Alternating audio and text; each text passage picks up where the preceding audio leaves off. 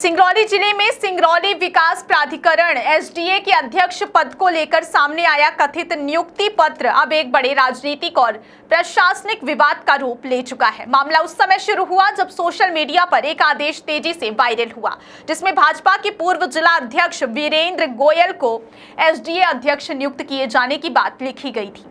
जैसी यह जानकारी फैली, राजनीतिक हलकों में हलचल तेज हो गई और समर्थकों में उत्साह का माहौल बन गया। कई जगहों पर तत्काल बधाई संदेशों का सिलसिला शुरू हो गया। शहर में पोस्टर और होर्डिंग्स तक लगा दिए गए और इसे एक आधिकारिक नियुक्ति मानकर सार्वजनिक रूप से जश्न जैसा माहौल बन गया। सबसे चौंकाने वाली बात यह रही कि इस कथित नियुक्ति को लेकर कुछ बड़े राजनीतिक चेहरों की ओर से भी बधाई संदेश सामने आने लगे। क्या आपको बोरवेल करवाना है लेकिन लोकल और सस्ते पाइप्स लगाकर हो गए हैं परेशान? तो अब आपके शहर में आया है न्यूट्रॉन 40 केजी बोरवेल पाइप। दमदार क्वालिटी के साथ 10 साल की गारंटी, ज्यादा मजबूती और लंबी उम्र का वादा। तो अगली बार बोरवेल करवाएं, केसिंग पाइप सिर्फ न्यूट्रॉन 40 केजी ही लगवाएं, जिससे इस पूरे मामले को लेकर और अधिक विश्वसनीयता मिलती हुई दिखाई दी। उप मुख्यमंत्री और अन्य वरिष्ठ नेताओं से जुड़ी बधाई वाली तस्वीरें और पोस्ट सोशल मीडिया पर तेजी से साझा की जाने लगी, जिससे यह धारणा और मजबूत हो गई कि नियुक्ति वास्तव में हो चुकी है। लेकिन कुछ ही समय बाद जब प्रशासनिक स्तर पर इसकी पुष्टि की प्रक्रिया शुरू की गई तो पूरा मामला अचानक पलट गया और सच्चाई कुछ और ही सामने आई। जांच के दौरान यह पाया गया कि जिस नियुक्ति पत्र के आधार पर पूरा घटनाक्रम खड़ा हुआ था वह आधिकारिक रूप से जारी ही नहीं किया गया था और वह पूरी तरह फर्जी दस्तावेज था।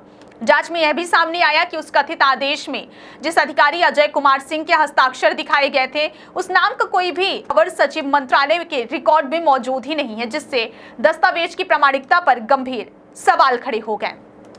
इतना ही नहीं, आदेश में दर्ज फाइल नंबर, सील और अन्य प्रशासनिक विवरण भी संदिग्ध पाए गए, जिससे यह स्पष्ट हो गया कि दस्तावेज को योजनाबद्ध तरीके से तैयार किया गया था। जैसे जैसे यह तथ्य सामने आते गए वैसे वैसे पूरा राजनीतिक माहौल अचानक बदल गया और जो मामला नियुक्ति का उत्सव बन चुका था वह अब गंभीर फर्जीवाड़े और प्रशासनिक सुरक्षा में सेंध के रूप में देखा जाने लगा।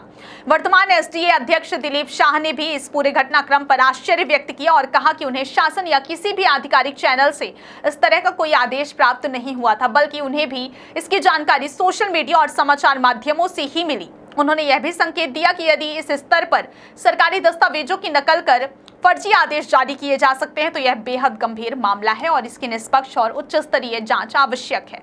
वहीं दूसरी ओर इस घटना ने राजनीतिक गलियारों में भी कई सवाल खड़े कर दिए हैं कि आखिर कैसे बिना आधिकारिक पुष्टि के इतना बड़ा प्रशासनिक दावा स्वीकार कर लिया गया और क्यों बड़े नेताओं के नाम से भी बधाई संदेश सामने आए। इस पूरे घटनाक्रम को लेकर अब दो तरह की चर्चाएं चल रही हैं। एक तरफ इसे किसी सुनियोजित राजनीतिक साजिश के रूप में देखा जा रहा है तो दूसरी तरफ इसे प्रशासनिक सिस्टम की कमजोरी और फर्जी दस्तावेजों की गंभीर चूक के रूप में भी समझा जा रहा है।